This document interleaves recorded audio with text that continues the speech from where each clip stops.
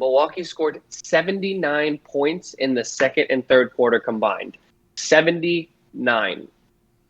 The main issue for me, and Phoenix was playing okay defense for the majority of the game, but Phoenix's defense was getting cooked in every aspect. There was a sequence where Drew Holiday had maybe 2 layups and a 3 where he was wide open on all sequences, like back-to-back-to-back possessions. And Phoenix was kind of just looking around at each other like, what are we supposed to do? Like, you're supposed to play defense. That's what you're supposed to do.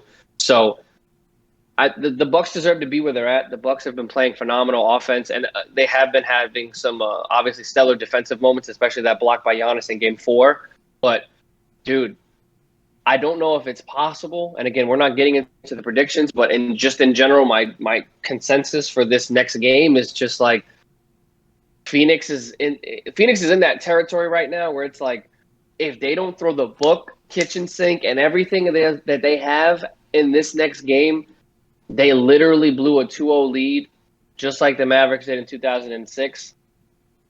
And it ain't looking good for Phoenix, man, because that's just not a good look. When you have this much of an opportunity, and you had an opportunity to seal Game 3 and make it a 3-0 lead, and you lost the next 3, possibly 4, making the series completely a turnaround, I don't know. I don't think it's a good look. Phoenix just doesn't look like themselves since Game 2. You know, here's the thing, and the way that I look at that last possession, the possession where Devin Booker got stripped by Drew, there was a part of me thinking, is Monty going to call a timeout? And because they had a timeout in their pocket while that possession was going on. And there was a part of me thinking was like, should they call a timeout?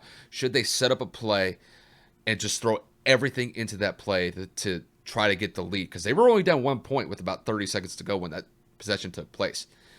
And obviously Monty didn't call the timeout. He let the play go on.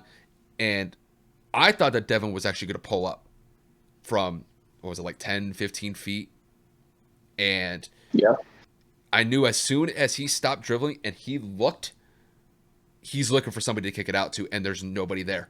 And Drew just had the defensive awareness on that play to just yank the ball out. Not only that, he gets the ball. They're running down the court. He sees Giannis trailing and just throws a perfect pass to Giannis, and Giannis just jams it home in a very disrespectful way, giving a death stare to the camera. That was a nice little meme mug from Giannis after that play. And 100%. And all over Twitter. And not only that, you get the and one. Obviously, Giannis missed the free throw, but you know the fact that he got the and one, Chris, that was a stupid foul by Chris. Chris should just kind of get away, let Giannis get the dunk. At that point, you're only down 3. You call a timeout. You know, you try to tie the game with a 3, but Chris just kind of had a mental blunder there, and it did kind of cost them because that was a possession that ended up not being in Phoenix's hands because Giannis misses the free throw. Milwaukee gets the offensive rebound. They have to foul Chris Middleton, and then Chris goes to the line again. So just all in all, the mistakes that Phoenix had, they just had them at the most inopportune times, and it cost them. And it's just, there's not much else to say about that. I thought Phoenix overall played a great game as far as not turning the ball over. They only had 9 turnovers. And the fact of the matter is that even despite that, they just couldn't keep up with Milwaukee. Milwaukee was just knocking down shots all night. And to the point that you had about Phoenix's defense kind of being on and off at certain points, I would thought that for the most part, granted you could kind of like, you could take out a couple plays here and there.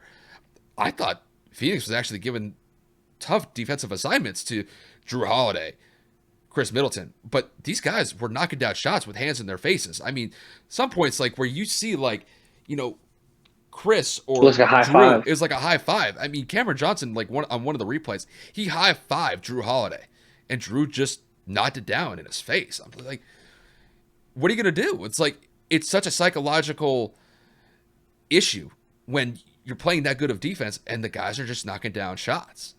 It really seemed like in the third quarter, they, like Phoenix and Milwaukee were just trading shots. So, yeah, you know, obviously Milwaukee pulls away. It's kind of crazy how that happened when you have a shootout and we're just waiting for one person to have that heat check moment. But it's just, you know, this was a game that I thought was going to be won by Phoenix just based off of the first quarter start that they had. But Milwaukee was resilient. And, it's not the first time they've been resilient in this series. They were down 2-0. They win their 2 home games in Milwaukee.